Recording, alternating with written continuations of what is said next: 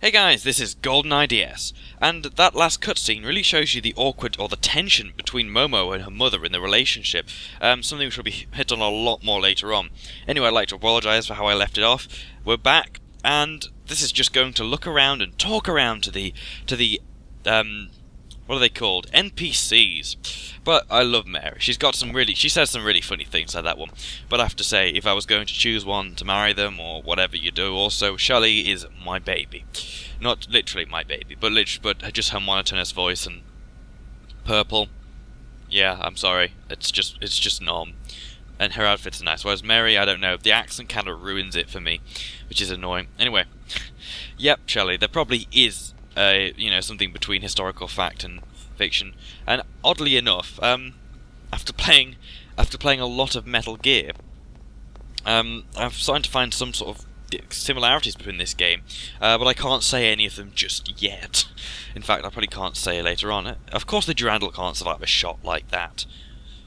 Why can't we just attack it beforehand? Are you telling me that something 14 years old has defences that are impenetrable by stuff now? Okay, why isn't that? It's impossible. Oh, okay, well, fine, answer my question, but why? That's just cheap. If you give us an explanation. No, it's probably the Gnosis, well, the Zohar does give you infinite energy, something which you can't get elsewhere. And yes, they have mentioned that the Zohar is a source of almost infinite energy. I know, they really kind of, undersell the whole idea that the whole fleet got destroyed, because that's quite a horrific event, but they really don't sell it that well. It's kind of annoying, really. Anyway, I'm going to wander around for a while, and we're going to go to the lower level, down the awesome elevator. Sorry, I don't know why I was doing that. Anyway, we're going to be hit by a bit of a wall of emails soon. Two of them. One of them, which is finally about the Pansmelmia incident. So what they're going to do for us. Anyway, this is an email for Shion. Let's see what this enables us to do. An email for Shion. And gosh darn it. Oh, the Intelligence Bureau investigation has confirmed that Gnosis with stronger battle capabilities will appear. To counter this, you're allowed to use R-Dragon. Now teach that as soon as possible, because R-Dragon is a really nice move. Although it's nice to have as your single attack instead of R-Blade. So that's where I'm going to put all my points. Anyway, we're going to go for the new email. Good job on the Snake Charmer case. It was great to see Bunny, your enhanced AI, perform. I was called Pansmelmia before, but people at work call me FNM now. That's hard to say, FNM. FNM, faith no man, or a man without faith.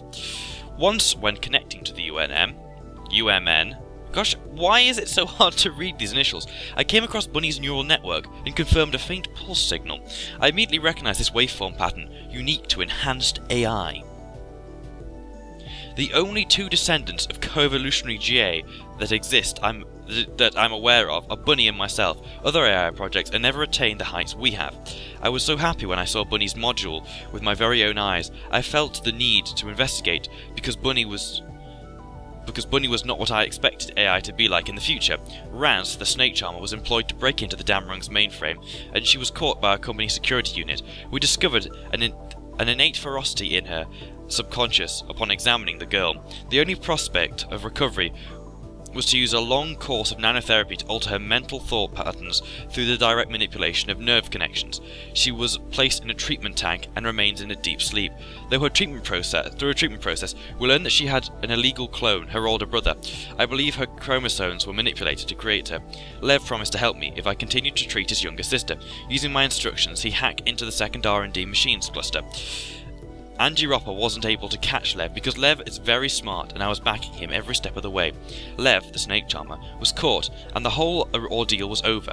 He was released immediately and brought to me. This was supposed to be the end, but the situation took an unexpected turn. Rez, who was supposed to be in a sleeping tank, dun dun dun, sensed Lev's neural activity. She mistakenly thought he committed suicide. She tried to get out and seek revenge. While asleep in the tank, Raz broke into the Damrung system and tried to access your address. Lev worried, but I watched over her. Ah, that doesn't make sense. When Raz broke into the dam room, she looked at a highly classified file. She assumed Lev's death was associated with this information. Based on this false assumption, she sought revenge against you. She tried to turn the bioreactor's nanomachine into a deadly virus. I wrote that threatening email you got from Raz after reading her thoughts. Okay. You got the answer right. I was impressed. So, she resigned herself to die. As a final retaliation, she exposed the scandal concerning myself. The Quad Inventor scandal is as Raz alleges. I tricked and destroyed Quad Inventor. I masterminded the prohibition of enhanced AI development by the Federation. My intent was completely different. Vector expressed interest in me, an AI a bit more advanced than your typical AI. I bet they wanted the first enhanced AI in the world. But scroll, you fool! Sorry, this is what happens when you post-commentate. As Vector pointed out, my neural net is still far inferior to Realian's. I still believe you understand because you're a specialist in this field. I transferred to Vector's because I want to further advance my intellect. Vector has... Come on! Did I mess up this amount of time when I was reading it originally? Vector has ample funds and the industrial strength to realise this. Quad Inventor was the only obstacle to my transfer to Vector. It's true that enhanced AI are a danger to competitive evolution systems like coevolution. Then, there are AI who secured some stability. Bunny and I agreed that we should seek intellectual evolution for the sake of all enhanced AI. The profits from monopoly are secondary to me. I see no real value in it, but I'm sure it's of great interest for Vector. The Snake Charmer siblings will be in my care. I believe this will make them happiest. About Bunny, I'm considering assimilating him. I considered assimilating him, but I don't think that's necessary. Perhaps Bunny's existence will provide hope to enhanced AI, as well as grant us diversity in genomes. I apologise for the inconvenience, but I had to talk to you. May we meet again someday. For your trouble, we deposited 200,000 gold into your account. Please use it to fight Gnosis. I'm sorry for reading that a bit odd. It's weird reading things out loud, but it's better than my original attempt. So, it looks like you've discovered who I really am. Yeah, knowing that FNM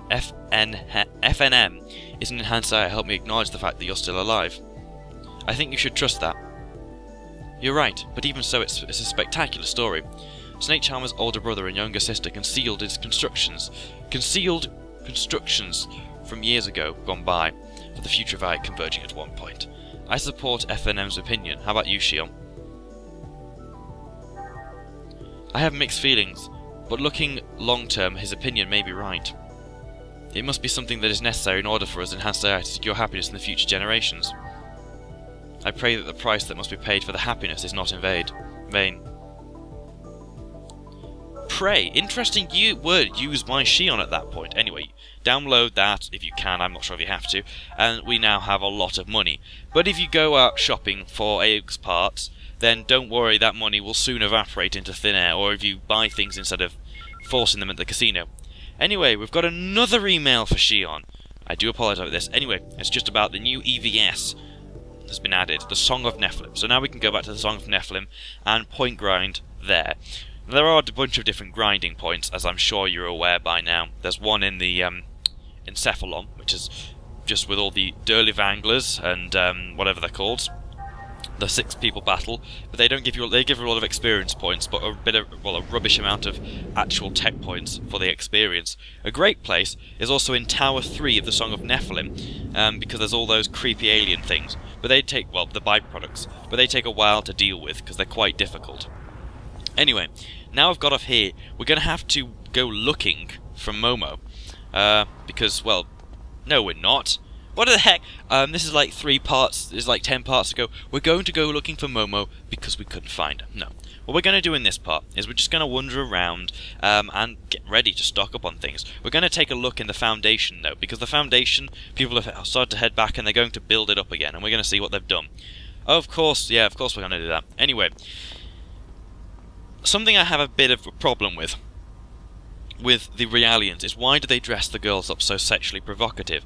Yes, I can understand if Shion was dressed sexually provocative, which in a way she is if you've got a tight fetish or a short skirt fetish, but the problem is they deliberately dress her up in such a way that, you know, well, the females up in such a way that it's, you know, more provocative than the adult female characters. And that's just wrong, and it's the Japanese. It is the Japanese. In no other culture does a word like lolly exist for that purpose. And for those of you who can say, well, you know, we were like that, you know, Grease with young boys or whoever it was, you know, or, you know, you could now say that Priest with young boys, but let's not go into that argument, because that's mildly unfair. It's a bit annoying. It's the whole idea of provocativeness. I mean, recently there was a call in the UK to have, you know, banners that showcase women in bikinis near schools to be banned, which, you know, makes sense, because the last thing you want is to have your children overly exposed to basically sexual provocativeness. But then again, it brings out so many other questions about, well, I think females are developing far faster than males mentally now, which is the point of a lot of females think, well, males are simple. Ow, my freaking toe. Well, that's what I get for cursing at males. But no, that's one of the things. Why are they still queuing up to get out? No, I think they say all different things now. It's kind of, you know, they really do, you know, crap you up here. Like, in the sense of, you know, the Federation fleet, the amount of people in here died, they undersell it, and it kind of, if it really, you had scenes where people were being killed, and, you know, in a more cinematic sense, the game would have felt a lot more epic, because that's what the third game does so well, because it does let you know that people are dying, whereas when we did it, wasn't really saying people were dying, was it? You know, you saw a few dead people on the floor, but for some reason, it doesn't hit you as much as if they died in a cinematic. Maybe it's because just they're dead in gameplay and they've got controls of them. I don't know what it is, but that's one of the main. Why do I tend to talk about things, you know, a bit more deeper when I'm post-commentating? Oh yeah, because I'm, you know, not my brain is it's just in talk mode. The City and I, at least you didn't say the City and me. Good grammar, man. I didn't believe they still. That's the thing, the religion in this game. I didn't believe God still exists. I mean, they use the word pray, and they've used the word God several times, so God must exist, or someone must believe God exists, but personally, I don't see how that can happen when there's so much. I guess the Gnosis could be considered a divine retribution for what happens when you take science too far, but there doesn't seem to be any religious crazies here. But then again, we don't know the universe. We only see a couple of planets in the entire series. And yeah, we spend most of the time on spaceships and stuff, but I guess that's how things really were. You wouldn't spend that amount of time running around in... Anyway, this guard is going to go on about how he defeated Gnosis with his bare hands, which... Oh, yeah. I support that hunchback. He truly is ridiculous. I can't stand that bragger. I mean, we should have let him die, but that would have failed or something or other. Yeah, the monsters, they kind of have everything against her. But yeah, there is no point in being depressed. You know what you're going to do? Oh, brilliant. Well, this guy looks like he's in a bit of pain. Can't they just... Oh my gosh, let him relax. You've just been nuked. You will be able to sleep until you fix things. Their Gnosis are no longer coming inside because they're being directly drawn into a cannon that's going to fire its second Miltia. But I'm sure no one's talking about that because they don't know. Now this is a sad story. We know the father died, and now she's running the shop all on her own. And there's something which gets to me a little about what one of the women says. You know, we could all learn something from this girl about how to carry on without a loss of a family member. But the idea is, it's silly. You know, you need to let out emotion. You can't bottle it up, because that spells a complex.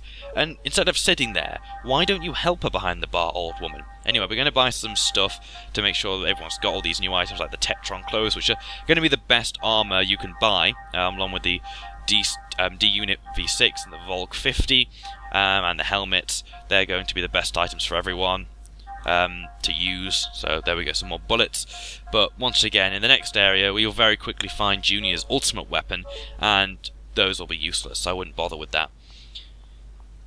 That's why I kind of bought things from her. You can also sell a lot of stuff, but at the moment, we haven't got much need to. Although, later on, I will lose all my money. Yep. Every penny of it, trying to get some items because of the mini games and everything else. Anyway, talk to this woman. She's amazing. She just lost her father, but she says she's going to run the hotel and help everyone. We adults have to be as strong as children.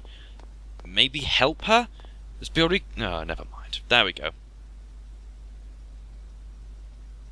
No, that's complete balls. You know, help her. Don't just sit there and go, we could all learn from her. God, oh gosh. They're utter... I can't... it annoys me so much. These people don't deserve the life that was given to them. Stop breathing my damned air. Help the child. We can't. We're saving the world to stop her from being killed. But anyway, I'll see you in the next episode of Let's Play Xenosaga, when we hopefully maybe do some side quests, maybe see what else is going on in this town. I don't know. We'll see you then. Take care. Bye-bye.